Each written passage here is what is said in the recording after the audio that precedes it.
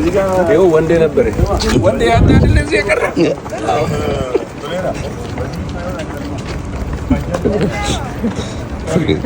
ነፃ ሰው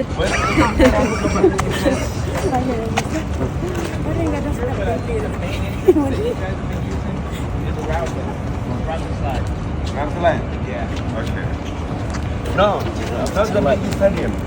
Another training place. Another training place? Another. There's another training facility along the side of the ፊልመኞቹ በአሜሪካ የቀሩ የአትሌቶቹ አስገራሚ ድራማ ከአንድ ቀን በፊት ማክሰኞ ነሐሴ 5 2018 በአሜሪካ ፖርትላንድ ኤርፖርት ውስጥ የኢትዮጵያውያን መለያ የለበሱ ከ20 ዓመት በታች የዓለም አትሌቲክስ ሻምፒዮና የተሳተፉ የኢትዮጵያ ልዑካን ያሳዩት ድራማዊ ትዕይንትና ትርምስ አስገራሚ ነበር። የአሰልጣኞችና የአትሌቶች ልዩ ትወና፣ የአመራሩ ሩጫና ግርግር ሙሉ ፊልም የሚወጣው ክስተት ሆኖ አልፏል። ሃትሪክ ስፖርት ኦፊሻል 7 የቡድን አባላት የመኮብለላቸውን ዜና ይፋ ካደረጉ በኋላ ጉዳዩ እስካሁን መነጋገሪያ ሆኖ ቀጥሏል። ይህንን ዜና ተከትለን እኛም ጥልቅ ማጣራት አድርገን ተጨማሪ ዝርዝር መረጃዎችን ይዘን ቀርበናል። እነሆ የፊልመኞቹ ድራማ። በመጀመሪያም የአሰልጣኞቹን መሰወር እንመልከት። 4 አሰልጣኞች ወደ አሜሪካ ሄዱ። ኢንስትራክተር መሰረት መንግስቱ፣ ሀብታሙ ግርማ፣ ድሪባ ለገሰና አማረ ሙጬ። ከቡድኑ ጋር አብሮ የተመለሰው ግን ኢንስትራክተር መሰረት መንግስቱ ብቻ ነው። ሁለቱ አሰልጣኞች ሀብታሙ ግርማና ድሪባ ለገሰ ፖርትላንድ ኤርፖርት ድረስ ከቡድኑ ጋር አብረው በአንድ መኪና ተጉዘው ነበር። ሀብታሙ ዘመድ ጋር ለአንድ ሳምንት መቆየት ፈልጋለሁ ብሎ ትኬቱን አራዝሟል። በአንድ ኤርፖርት ስለምንሳፈር አብሬ ልሂድ ብሎ የቡድኑ የመኪና ጉዞ አንድ አካል ሆነ። አሰልጣኝ ድሪባ ግን ወደ አዲስ አበባ ተመላሽ ነበር። ልዑኩ ወደ ውስጥ ሲገባ ሁለቱ አሰልጣኞች ማንንም ሳይሰናበቱ ተሰወሩ። የመጀመሪያ ፈርቀዳጆች እነሱ ሆኑና ቡድኑ ውስጥ ድንጋጤ ተፈጠረ። አሰልጣኝ ሀብታሙ እንደሚመለስ ለፌዴሬሽኑ ማሳወቁ ተሰምቷል። ሆኖም ለውድድሩ የሄደበት መንገድ በስራ አስፈጻሚው ዘንድ ግርታን ፈጥሯል። የሁሉም ተሳታፊ ልዑካን ትኬትና ሌሎች አቅርቦቶች ስራ አስፈጻሚው አምኖባቸው በጽህፈት ቤቱ ኃላፊ ዶክተር አመንሲሳ ከበደ በኩል የተፈጸሙ ናቸው። የሀብታሙ ግን በፕሬዝዳንቱ ኮማንደር ስለሺ ስን ግላዊ ውሳኔ የተከናወነ በመሆኑ ስራ አስፈጻሚዎቹ ጥያቄ ማንሳት ጀምረዋል። እኛ መሄዱን አናውቅም፣ አልወሰንም እያሉ ነው። የሀብታሙ መመለስ አለያም አለመመለስ ግን ከአንድ ሳምንት በኋላ ይታወቃል። ወደ አዲስ አበባ ተመላሽ የነበረውና ከፖርትላንድ ኤርፖርት ደጃፍ የተሰወረው አሰልጣኝ ድሪባ ለገሰ በክለቡ ኦሮሚያ ኮንስትራክሽን ከ4 ወር በላይ ደሞዝ ያልተከፈለውና በተለያዩ አሰራሮች ቅሬታ ያለው በመሆኑ ከማይመለሱት ውስጥ እንደሆነ ተሰምቷል። ሁለቱን አሰልጣኞች ለማግኘት አልተሳካም። ሶስተኛው አሰልጣኝ አማረ ሙጬ ኤርፖርት ድረስ አልሄደም። ቀደም ብሎ ቤተሰብ ጥየቃ በሚል ከቡድኑ ማረፊያ ተለይቶ ወጥቷል። አሰልጣኙን በስልክ አግኝተን አነጋግረናል። በሚቀጥለው ሳምንት ወደ ሀገር ቤት እንደሚመለስ ይህንንም ለፌዴሬሽኑና ለክለቡ ማሳወቁን ነግሮናል። የአትሌቶቹን አስገራሚ ድራማ ደግሞ እንቀጥል። ነገሩ አርጊቴ ነው ናና አሪው ወጥተና ይሰከራ አርጊቴ ቢገና ረፈጥቶ እንዳይላል ይሩዳ አይ ፈረንጅ አካል ትልቅ ናቸው። እንዴማ እነዚህማ አይባልም። ገና በአንድ ዙር ተረፈሩት እናታቸው። መጸዳጃ ቤት ገብቶ ያልተመለሰው ነጋሄ ኢያሱ የአዳማ አትሌቲክስ ክለብ አትሌት ነው። በውድድሩ በ800 ሜትር ተሳትፏል። በመጀመሪያ ዙር አንደኛ ቢወጣም በግማሽ ፍጻሜው 7ኛ ሆኖ አጠናቆ ለፍጻሜው ሳይደርስ ቀርቷል። በጉዞ ዕለት ፖርትላንድ ኤርፖርት ውስጥ ገንጠል ብሎ ወደ ሌላ አቅጣጫ ሲሄድ አንድ አመራር ያየውና ወዴት ነው ይለዋል። መጸዳጃ ቤት ነኝ ብሎ ሻንጣውን አስቀምጦ ገባ። አልተመለሰም። በሌላ በር ወጥቶ ሄደ። አትሌቱ እንደኮበለለ የተረዱት አመራሮች ሌሎቹ ላይ ትኩረት ማድረግ ጀመሩ። አስገራሚው ነገር አትሌት ነጋሄ ኤርፖርት ድረስ እየገፋ ይዞት የመጣው ሻንጣ ባዶ ነበር። ባዶውን ሻንጣ ትቶላቸው ሄዷል። ፊልም መሳይ ክስተት። ፈጣኗ የኤርፖርት አትሌት እመቤት ጥላሁን በ5000 ሜትር ተሳትፋ 6ኛ ሆና ያጠናቀቀች አትሌት ነች። የኦሮሚያ ኮንስትራክሽን አትሌቷ ባለባዶ ሻንጣውን ነጋይን ተከትላ ከኤርፖርት ከጠፉት አትሌቶች 2ኛ ሆናለች። እሷ ግን ሻንጣዋን ይዛ ነው የወጣችው። አመራሮቹ ቀድሞ የጠፋውን አትሌት ለመፈለግ ሲበታተኑና ለኤርፖርት ፖሊስ በማሳወቅ ላይ እያሉ ፈጣኗ የኤርፖርት አትሌት እልም ብላ ተሰውራለች። ሁለቱም አትሌቶች ውጪ የሚጠብቃቸው ቤተሰብ ስለነበረ ሊገኙ አልቻሉ።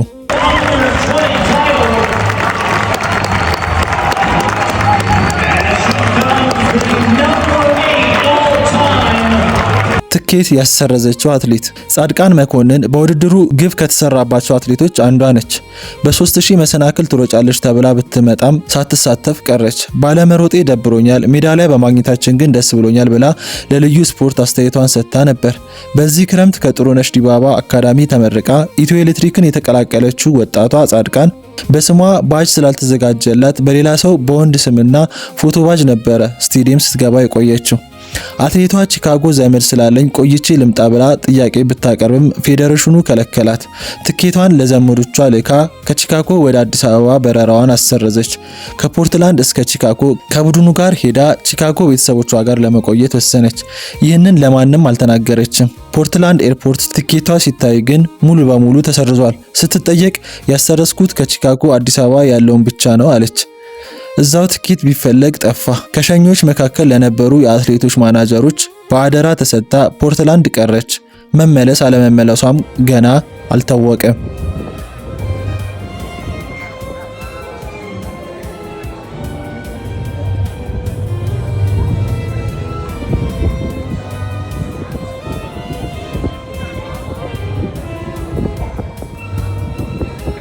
በእርምጃ ተሳትፎ በእርምጃ ይቀረው ነገሩ አዱኛ የፌዴራል ማረሚያ ቤቶች አትሌት ነው። በሻምፒዮናው በ5000 ሜትር እርምጃ ተወዳድሮ 19ኛ ሆኖ አጠናቋል።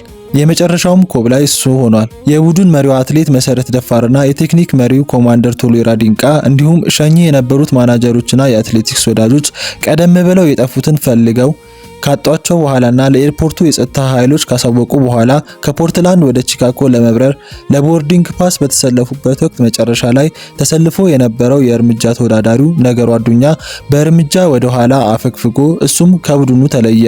አራቱ አትሌቶች በተለይ ግን በደንብ በተጠና የፊልም ስክሪፕት መሰል ክስተት ከአዲስ አበባ ጉዞ ቀሩ። እዚህ ላይ ግራ የሚያጋቡ ጥያቄዎች ይነሳሉ።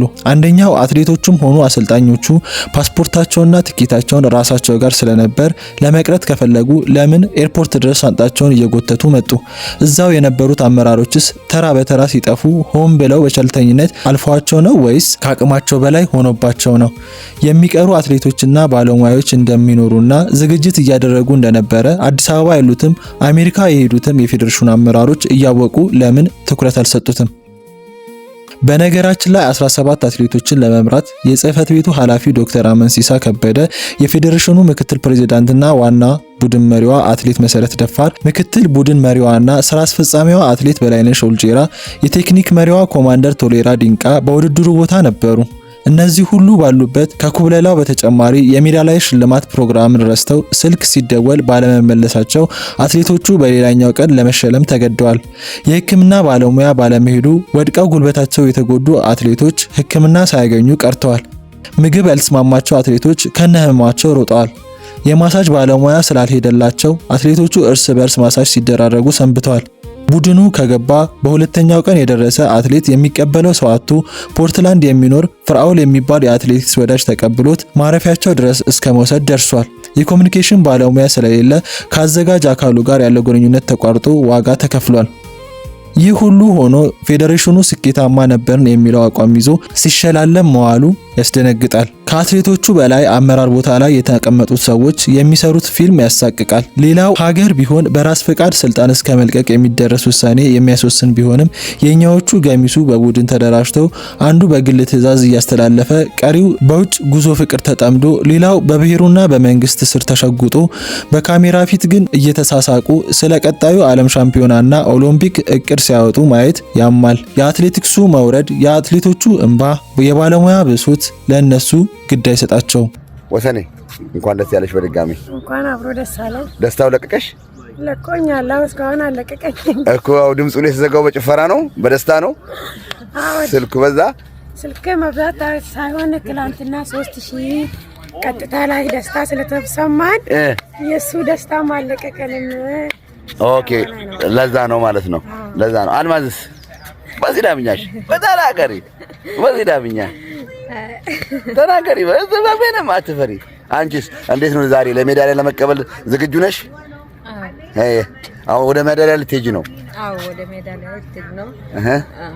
ደስ ያለው ማያና በሲዳምኛ በረኖ ቴዊዲዮን ያት ሲዳምኙ ጮሪቴና በረታታ እና ያው ማኒ ጀባስ በሲዳም ጎባየ ደንበቴ ሀጊ ቴዎሪቺ ነው ቲኒ ኡሚኒ ማጋናን ጋቲ ጣኖ ላንኪውኒ ሲዳምኙ ጮሪቴ አፎ ያ ደጋቲ አልባፈኔ ማገዳ ሲተው አቴቲ አቴኒቲ ለወ ጋላቲ ተራ ኖኤ ለወ ጋላታ የማይጣኖ ማጋናው ጋላቲ ኮሲ ሜዳሊያ ነው መጣኖ በረኖ ሶሺ ቀጥቱ ወርቅና ብራ አበዮ ጣኖ ሺ 5 ነው እንከ ቀጠለ ነው